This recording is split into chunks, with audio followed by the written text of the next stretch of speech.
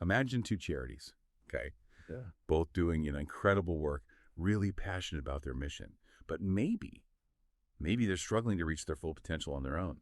Or perhaps one's kind of outgrown its current structure. The original board is stretched thin trying to keep up.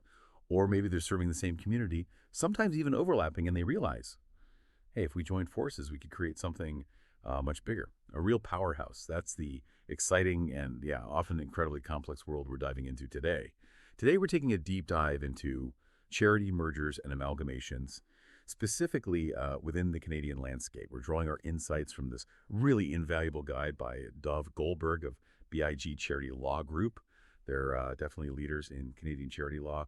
Our mission today is basically to arm you with a pretty comprehensive understanding of these opportunities that can be transformative.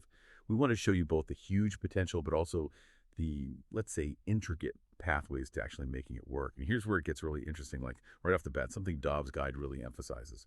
The legal process, all the paperwork, the approvals. Often that's actually the easiest part. It's a fascinating paradox, isn't it? Because, yeah, on the surface, those legal requirements seem huge. You've got multiple government agencies, corporate statutes, these complex asset transfers. You'd think that would be the biggest hurdle.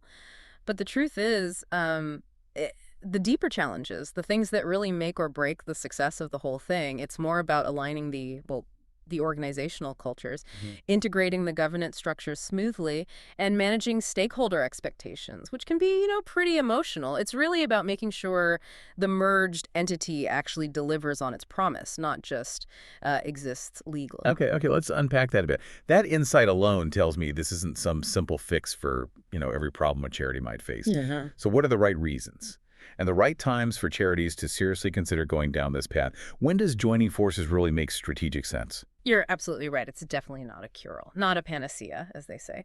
Mhm, But yeah. when it's done for the right reasons, yeah, mergers and amalgamations can absolutely create stronger, more resilient, ultimately more effective organizations. They can have a significantly greater impact than either could alone. They're like really strategic levers for change, potentially. Right. Let's start with the money, the bottom line. Yeah. That's often a big driver, I imagine. How can merging really help a charity's financial health, its sustainability? Well, first and foremost, you can unlock significant economies of scale. Just think about it, right? Two organizations running separate back offices, two accounting teams, two HR departments, maybe different IT systems.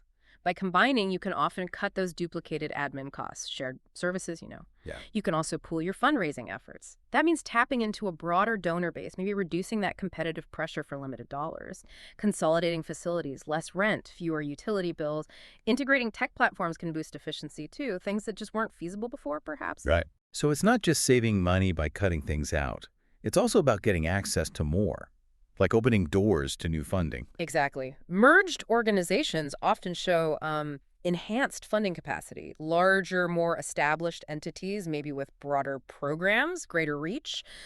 They can qualify for bigger grants that smaller charities just couldn't get. Their combined track record, that proven impact, that really appeals to major donors and foundations. Plus, like you said, it reduces that sort of internal competition within a sector. They can present a stronger, unified case for funding. And critically, mergers can sometimes act as financial crisis prevention, combining proactively before one organization hits a wall. That can save valuable assets for the charitable purpose, assets that might otherwise be lost. It preserves the mission. Okay, that makes sense on the financial side. But beyond the spreadsheets, how does this actually translate into better programs, better services for the community? What's the impact, on the ground? That's where the real magic can happen. Strategic program enhancement. Mergers often bring together complementary capabilities. So one group might have deep program expertise in, say, one area, while the other has a really strong admin backbone or maybe a fantastic volunteer network. Combining those strengths, that can lead to expanded geographic reach. Serving more people. It can improve client service continuity too, especially in things like health or social services. Seamless support is key there. And really importantly, it allows staff to share professional expertise. That leads to better program design, better delivery. This also boosts their overall market position. Think greater advocacy clout, a stronger reputation, maybe even sector leadership. And don't forget innovation. Combined resources mean you can try new initiatives, share the risks on experimental approaches. You get this amazing cross-pollination of ideas. We've hit finances, we've hit programs, but these big changes, they don't happen in a vacuum, right? Often the push for change, or maybe the resistance, comes from the top. So let's talk about governance and leadership, the people aspect. How do mergers affect boards and executives? Oh, absolutely critical area. Mergers can offer really crucial succession planning solutions, especially when, key executives or long-serving board leaders are retiring and there's no clear replacement internally, or during founder transitions, when an organization needs to evolve beyond its original visionary leader. They also really help with governance capacity building. Combine board expertise. You suddenly have a more diverse, skilled board, broader skill sets, better committees maybe, improved risk management. And we often see organizational life cycle factors playing a role too, like maybe the charity's original mission has sort of evolved, or the community's needs have drastically shifted, or even external things like new regulations or funding pressures that make consolidation seem like the best way to stay effective. Those life cycle factors. That sounds interesting. Can you give us an example? Like a charity that's maybe outgrown its original model or facing some new rule that makes merging look good? Yeah, absolutely. Imagine a small local animal shelter. Started really grassroots, right? Just a few dedicated volunteers. But the community grows, maybe new animal welfare laws come in, and they realize, gosh, we could help so many more animals, offer better services if we join forces with, say, a larger regional humane society. One that already has professional vets, a strong fundraising setup, knows how to handle all the legal compliance stuff. Okay. So leveraging existing infrastructure. Exactly. Or think about maybe a niche research charity. They've done amazing work for years, but decided to merge with a big university foundation. Why? To get long-term funding security, institutional support, broader reach. It lets their mission keep going, but in a more sustainable way. Okay, so clearly powerful tools for growth, for sustainability, but not always a golden ticket, you said. What are the big red flags, the things that should make an organization really pause and think, uh-oh, maybe this is a bad idea? An expensive mistake? That's such an important question. When should you reconsider? Or even just walk away? There are definitely critical risk factors. Top of the list. Cultural incompatibility. If there are just fundamental differences in values, how people operate, how staff interact, it can create deep divisions, undermine everything. Right, the human element again. Totally. Then there's mission conflict. If the core charitable purposes just don't align, the combined entity will constantly struggle for direction. Trying to use a merger to hide or transfer financial problems that are basically unsolvable, that's a dangerous game. Those problems rarely vanish. They just get shared. Similarly, if there's already serious governance dysfunction, a merger probably won't fix it. It might just make it worse, amplify it. And finally, strong stakeholder opposition. If major donors, beneficiaries, even staff are really against it, that can totally sabotage success after the merger. Integration becomes almost impossible. All right, so let's say you've weighed all that. You've decided, okay, we're moving forward. You'll then hear these two main legal terms thrown around. Yeah. Merger and amalgamation. Are they basically the same thing in practice, or are there important legal differences charities really need to get? Understanding those legal distinctions is absolutely crucial. Yeah. Because the choice, merger versus amalgamation, it dictates the legal structure, the regulatory path you have to follow, and the practical implications for the combined organization down the road. It's about picking the right framework for what you want to achieve. Okay, so amalgamation first. In Canada, this legally creates a brand new legal entity, both or all of the original corporations. They cease to exist legally. It's really a fresh start, like a phoenix rising, New name, new articles of amalgamation, new bylaws, works. A complete restart, a clean slate, essentially. What are the main upsides to doing it that way? The big advantages. You get a truly clean legal structure. You can leave behind any legacy corporate issues, disputes, historical baggage from the old entities. Gone. It's a perfect chance to modernize governance completely. Design it precisely for the new mission, the new scale. And, importantly, it can create a strong feeling of equal treatment. Both organizations are equally dissolved into this new thing. But the considerations are significant. It means dissolving all the existing charities, which almost certainly means a new charity registration process with the Canada Revenue Agency, the CRA. And that takes time, right? Oh yeah, that can easily take 6 to 12 months. Sometimes longer. You have to factor that in. Plus, every single contract, license, permit, bank account, everything has to be formally transferred to the new entity. Now, a merger, That's generally when one organization continues to exist. It's the surviving entity. It absorbs the assets, the liabilities, the operations of the other one, which then dissolves. The survivor keeps its existing legal identity, its corporate registration, and usually its CRA charitable registration number. Ah, okay. So one basically takes over the other, keeps its name and status while the other sort of disappears into it. Exactly. That's a good way to put it. The advantages here. Often a simpler regulatory path. Because the existing charity keeps its registration, you usually avoid that long new CRA application process. That sounds easier. It can be. You get better continuity of contracts, licenses, legal relationships, often less admin burden. It can mean less disruption to ongoing work, and potentially lower legal and admin costs because you're not building something totally new. However, the surviving organization inherits all liabilities of the one it absorbed, financial, operational, even reputational stuff, which means you need incredibly thorough due diligence beforehand. Also, its existing governance structure continues. That might create a perception of unequal treatment, especially for people from the absorbed charity, and any legacy problems from the absorbed group, they can persist within the survivor. It sounds like charities are dealing with two different but equally complex legal hoops here. Yeah. What's the core difference in what, say, provincial corporate law cares about versus what the CRA is focused on? That's a great distinction to make, super critical. Corporate law, whether it's federal or provincial, is mostly focused on the legal entity itself, making sure the right governance steps were followed, member rights are protected, the structural changes are legally solid. It's like maintaining the legal shell. The CRA, on the other hand, they are laser focused on one thing: making sure charitable assets are always used for charitable purposes, protecting that public trust. Guardian of the charitable purpose. Exactly. They need to know the combined entity still qualifies as a registered charity, that no one's getting an improper private benefit from the deal, that donor restrictions are respected, and everything lines up with the Income Tax Act. So both paths, merger or amalgamation, involve corporate law approvals boards, members signing off, and distinct CRA charity law approvals too, usually needing advance notice and a review. Okay. You've decided it makes sense. You've weighed the strategy. You understand the legal structures. Now comes the really intense homework, right? Yeah. The deep dive into the numbers, the documents. Before you even get close to finalizing things, we're talking due diligence. Absolutely. Comprehensive due diligence isn't just, important. It's essential, non-negotiable, really.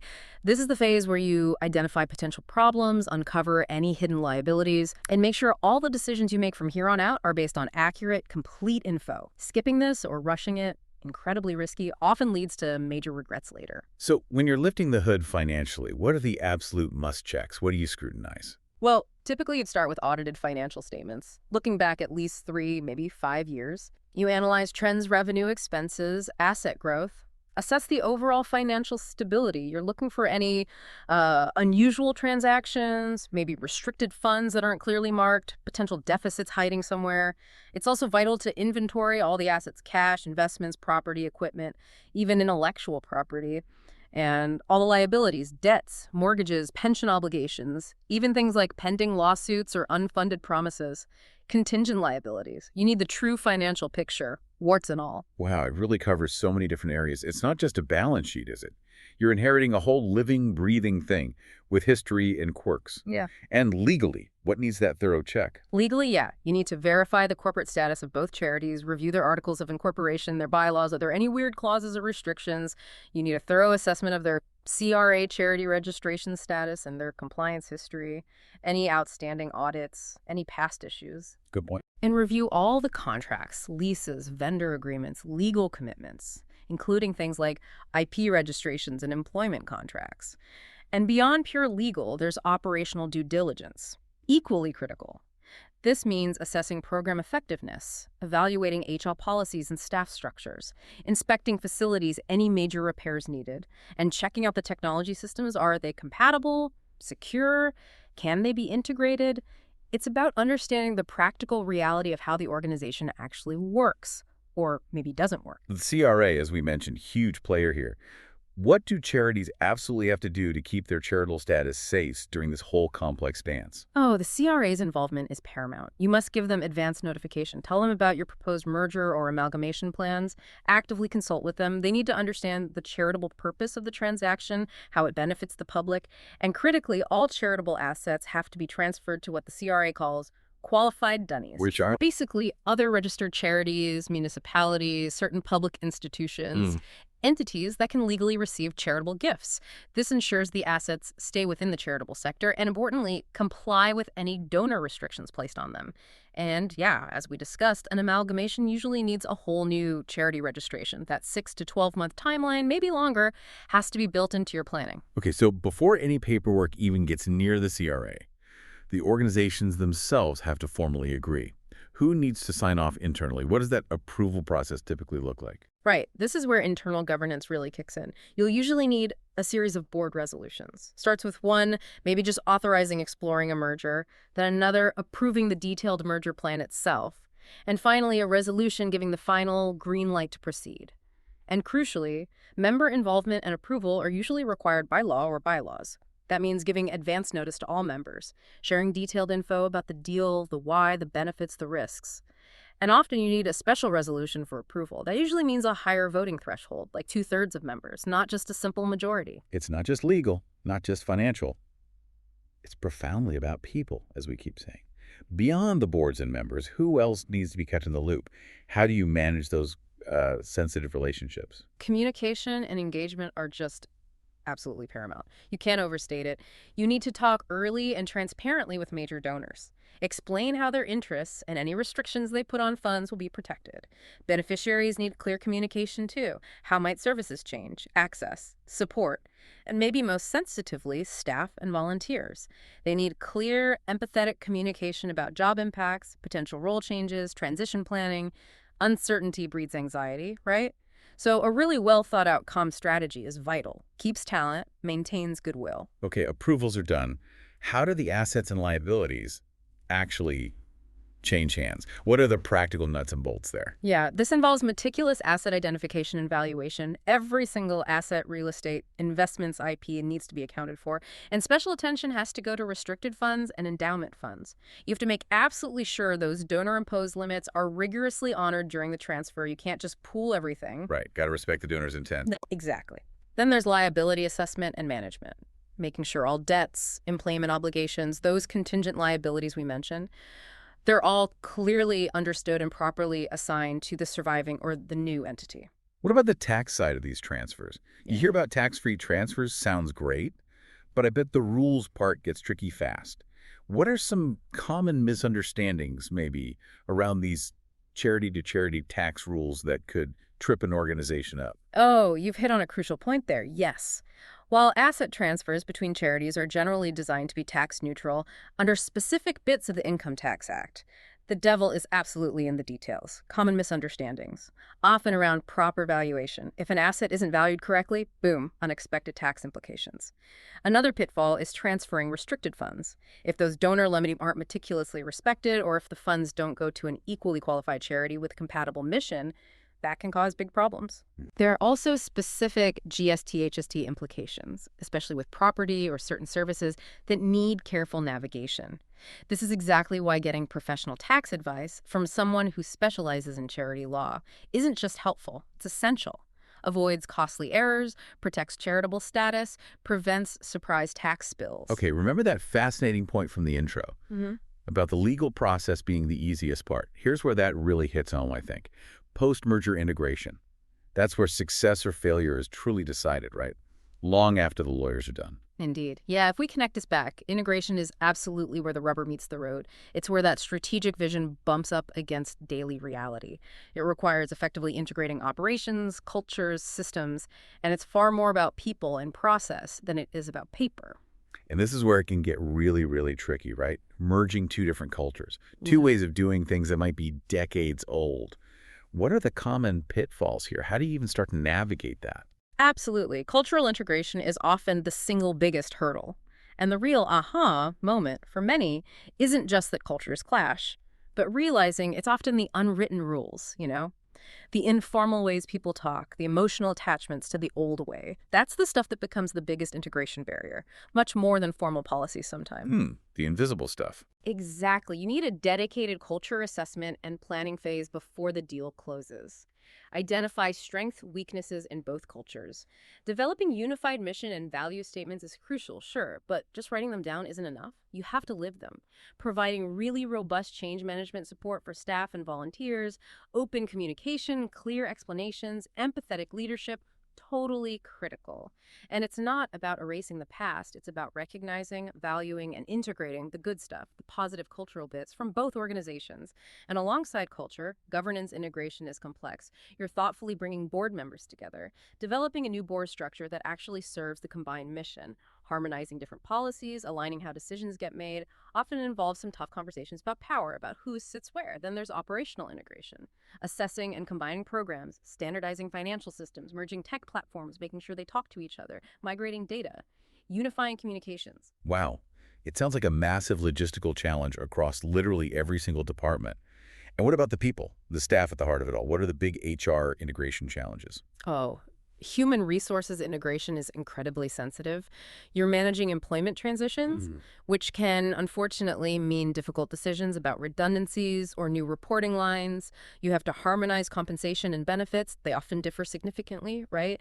And that can cause real resentment if it's not handled equitably, transparently. Yeah, I can see that. Planning for staff training and development for the new combined entity is also key.